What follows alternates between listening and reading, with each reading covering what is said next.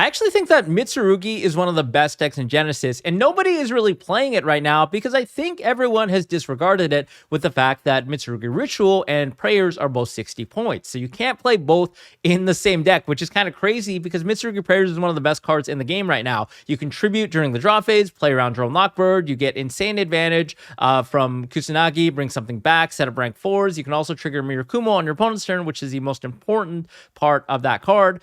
Well, not being able to play that in this deck, you would think that this deck is pretty bad. Well, I actually don't think this is the case because Mitsurugi Ritual is still one of the most insane cards, having a branded fusion-esque effect that allows you to tribute names from the deck and then get the effects, or a ritual summon from the deck, both of which are very, very powerful. And in this deck, there's basically so many one-card starters that lead to Mitsurugi Ritual. We still have 3 Habakiri at 0 points. We have Pre-Prep at only 10 points, which means we can play it alongside the Mitsurugi Ritual. We have so many ways to search for this off of Manju, off of any way to trigger Saji. One of the other aspects of this deck is the fact that it's the definition of a good modern Yu-Gi-Oh deck where everything can search everything. You get insane snowball value off of one single card, and if you have more than one card in your combo, then you're just playing around like every single hand trap, and you're setting up an insane board. If you're resolving the combo in this deck, you're probably ending with like 10 cards in your hand, insane follow-up, and a crazy board. So I still think that this deck is really, really powerful. And the way to kind of solve for the consistency issues and the fact that we can't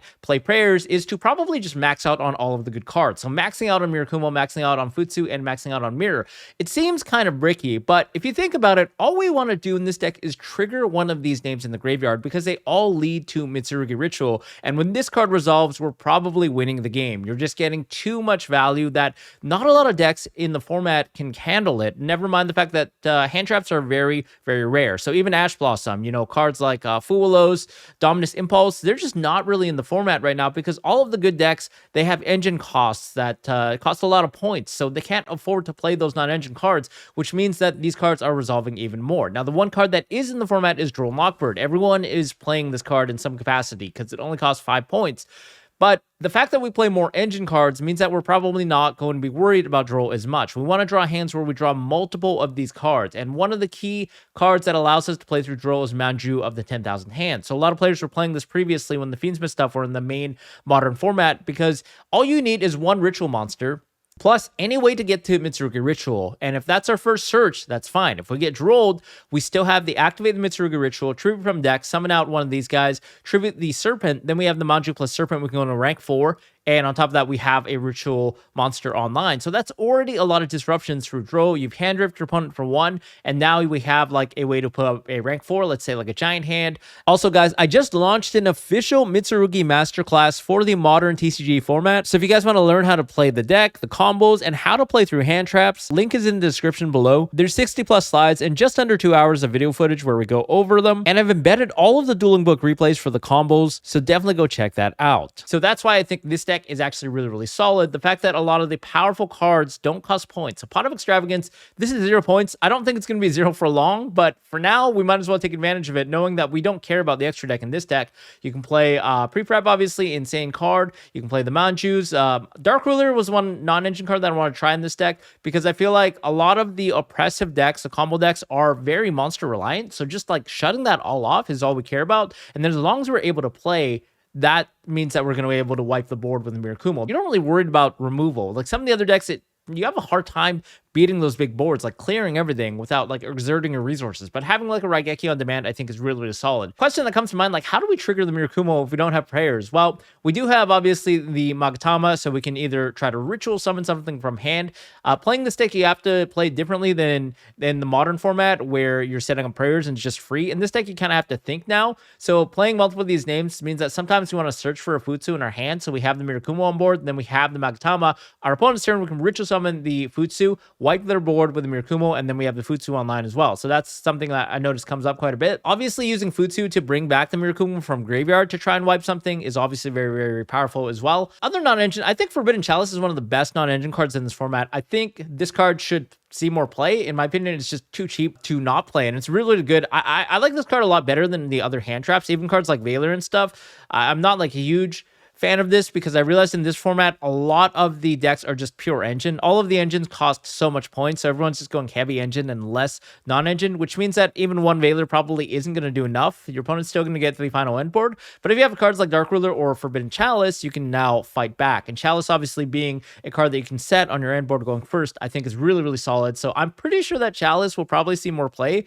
Other card is Spellcard Monster Reborn. This is very disruptive for the graveyard, but it also allows us to bring back one of our ritual monsters. Let's say like they have a way to interact, like a crow or something. We can just chain Reborn to bring back like our Mirakumo. Although it negates, well, it doesn't negate, but you can't activate the effects.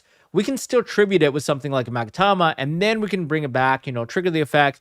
We can wipe, and then that just turns that restriction off. Cosmic Cyclone is just a card that I want to test right now. I've realized that a lot of decks still play back row, and this stops a lot of starters. You know, there's so many continuous and field spells in the format. Even things like the Vanquish Soul field spell, being able to snipe that going first is good. Going second, you can hit the trap, or we can hit one of their set cards. So that's sort of the reasoning behind that. Also, a lot of people are playing the Anubis cards. So being able to stop that, I think, is really, really powerful. Stop the Temple of Kings, the Apophis card that negates stuff. Really, really important in this format. So that's why I just chose to play these 10 solid non-engine cards, and the rest is just mainly gas. I really like the deck. Other cards in the side deck, Draco Utopian Aura is one that I think might see more play, more popularity. It's basically a Solemn Strike that costs 0 points, but it only works for monster effects that are activated on the field. But it also has an additional effect where it says you can banish a monster from your hand, and if you do, special summon the monster that was destroyed and sent to the graveyard by this card effect, but negate that monster's effects. So just like an additional thing, you can technically get a free body of your opponents onto the board if you want to, but more or less it's just a solemn warning, that a solemn strike that's free, which I think is really powerful going first. Obviously counter trap card. The other thing with this deck is the fact that you can play the Wosu, which is really good. So against decks like Lunalight, you're just not scared. And Wosu is really good because going second, it becomes an extender as well. You're able to tribute one of these guys from your hand, search for something that allows you to facilitate your combos like Mitsurugi Ritual, but you also get rid of a problematic monster. So it becomes an extender slash a way to break your opponent's board. So that's kind of cool. And I think everything else is pretty standard. One cool thing you can do with a rank 4 deck like this is play Galaxy Photon Dragon. He's a generic rank 4 that lets you search for a Galaxy Cyclone. So going first, if you're up against a trap deck, you can just search for Cyclone.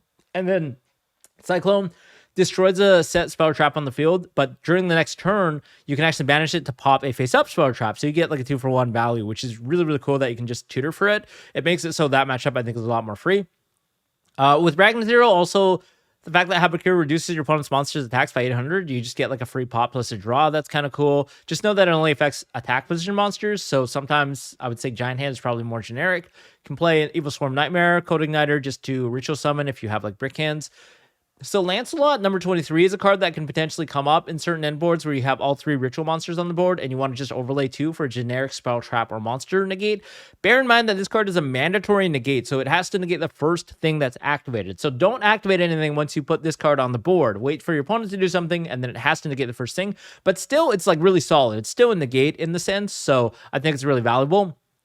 And Dingirsu is another card that sometimes comes up. I think I was playing against Branded where they had Mirror Jade Nuke, just made this and it protected our monsters. So really, really solid.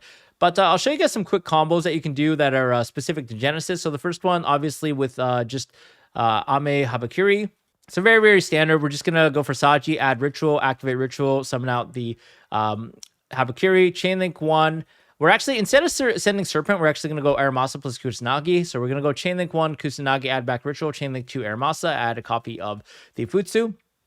Then we'll add this back. We'll activate it, summon the Mirakumo from deck, trigger the effect of the Ame now to bring back, and then we can search for a card. So we'll search for mirrors. So this way we just set up like the full combo here, and then we have all the names in graveyard to recursion on our opponent's turn with Futsu. Then we're going to tribute the copy of Mirakumo, bring out the Futsu, and then we're going to bring back the Mirakumo. And then we're going to activate the effect to search for Great Purification. So obviously we can't make IP Masquerena, which is why we kind of go for this board. So we set the Purification. And what you can actually do here is overlay the Mirakumo plus the HABAKIRI to make the Lancelot. And then that way we basically have multiple interactions. So we have the Lancelot negate, we have the Great Purification negate, we have the Futsu to bring back the Ame for a wipe, and we have insane follow-up at all of the end of this. Next is with the mirror plus the 2 names. Like, this seems very specific, but you will actually open this because we just play 3 of everything, and plus there's like pre-prep. Like literally any of these rituals plus pre-prep gives you this hand. So it does come up quite often, especially because we're maxing out on everything. So we'll tribute one of them, bring out Mirakumo, search for Aramasa. Normal Aramasa, bring out the Habakiri to our hand. Then we'll trigger that to special summon the copy of the Saji, tribute the Saji. Actually, you know what? We'll tribute the Aramasa because in this format, if they're not interacting with like the first thing already, you know they probably don't have Imperm. They don't play it, but Skullmeister is more likely because that card's free. So we're just going to try and trigger things on the field instead of in the graveyard. And then we'll bring out the Ritual, bring Ritual from hand to bring out Habakiri, tribute, build the chain. Make sure you chain block with Night Sword Serpent, Sealy 2, just in case they have Ghost Spell.